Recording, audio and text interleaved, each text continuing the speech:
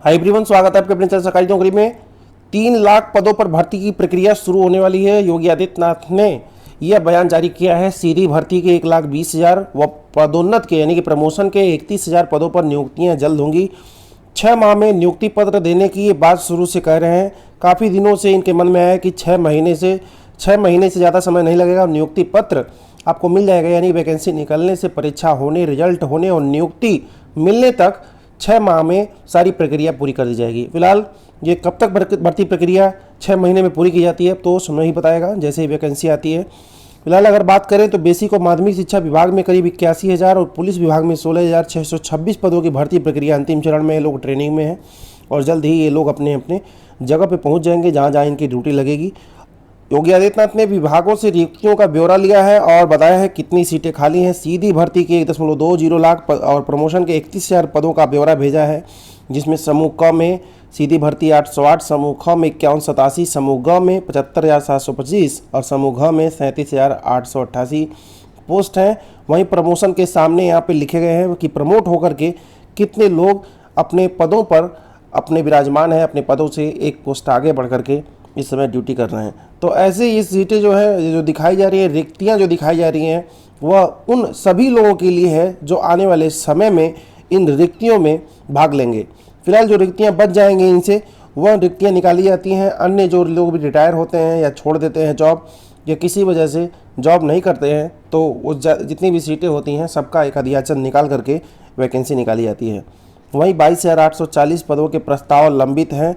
3,311 नए प्रस्ताव भेजे गए हैं। जैसे ही डिटेल्स जैसे भी आता है 22,840 पदों पर भर्ती प्रक्रिया जारी कर दी जाएगी। 1 अप्रैल 2020 के बाद भेजे गए जितने 3,311 पद हैं इन पर अभी कार्रवाई नहीं शुरू हो पाई है, लेकिन पूरा प्रयास है कि जल्दी से रिक्तियाँ निकाली जाएँ।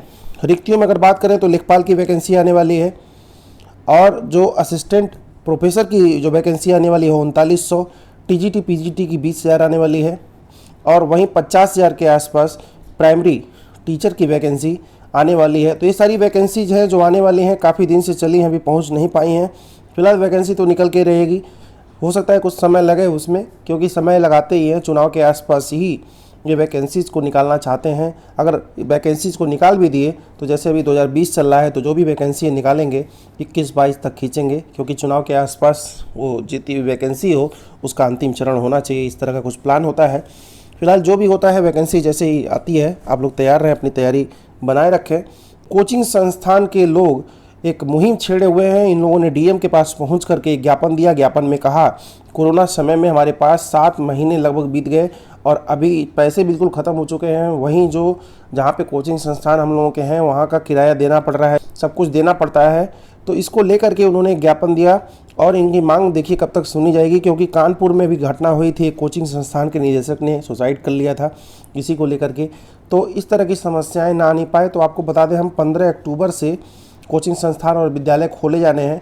वो भी अभिभावकों से एक सहमति पत्र पर सिग्नेचर कराने होंगे। उसको लेकर के आप कोचिंग संस्थान विद्यालय खोल सकते हैं। फिलहाल अभी इस समय कुछ विद्यालय कोचिंग चल रहे हैं जो कि इलीगल है, पकड़े जाने पर इन लोगों को जुर्माना देना पड़ेगा। वहीं एडेड विद्यालयों के लिए प्रधानाचार्य की अब तक डायरेक्ट इंटरव्यू होता था, जिसकी लिखित परीक्षा की मांग की गई है अभ्यर्थियों द्वारा। उनका कहना है कि लिखित परीक्षा कराई जाए और जो राज्य स्तर पर भर्ती होनी चाहिए, जबकि मंडल स्तर पर कराई जाती है, जिससे अगर एक व्यक्ति कहीं मान लीजिए अगर कानपुर का है तो कानपुर में उसका नियुक्ति ना हो करके वह सीधे इलाहाबाद में चला जाता है, प्रयागराज में चला जाता है। वहीं इलाहाबाद वाला कानपुर में आ जाता है। अगर राज्य स्तर पर कराया जाए तो कानपुर का व्यक्ति कानपुर में, इलाहाबाद का प्रयागराज में रहेगा।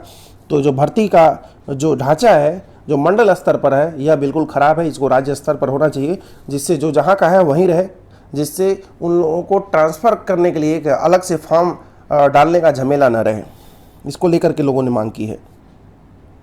वहीं फर्जी डिग्री पर नौकरी करने वाले शिक्षक ने एक याचिका डाल दिया हाईकोर्ट में। हाईकोर्ट ने उसकी याचिका खारिज कर दी।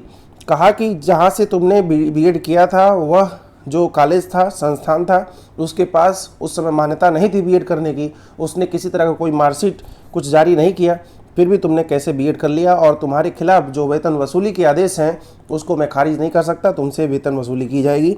तो इस तरह का भी मामला है, ज़बरदस्ती का नौकरी करने का यहाँ पर मांग किया गया है। फिलहाल अगर बात करें 31,661 पोस्ट की, तो अभी वो लटका हुआ है, एमआरसी का इंतजार कर रहा है। सुप्रीम कोर्ट में आपको पता होगा डेट पड़ चुका है, जैसे ही जितने भी फैसले सुरक्षित रखे गए हैं उसको सुनाने के संबंध में।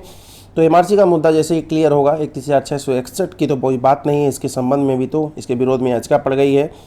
तो 67,867 के संबंध में अगर बात की जाए तो ये वैकेंसी चलेगी। 31,661 अकेले चल पाना बड़ा मुश्किल है। तो जैसे कुछ अपडेट आएगा, इसके संबंध में भी कुछ आया नहीं है तो बता दिया जाएगा। धन्यवाद।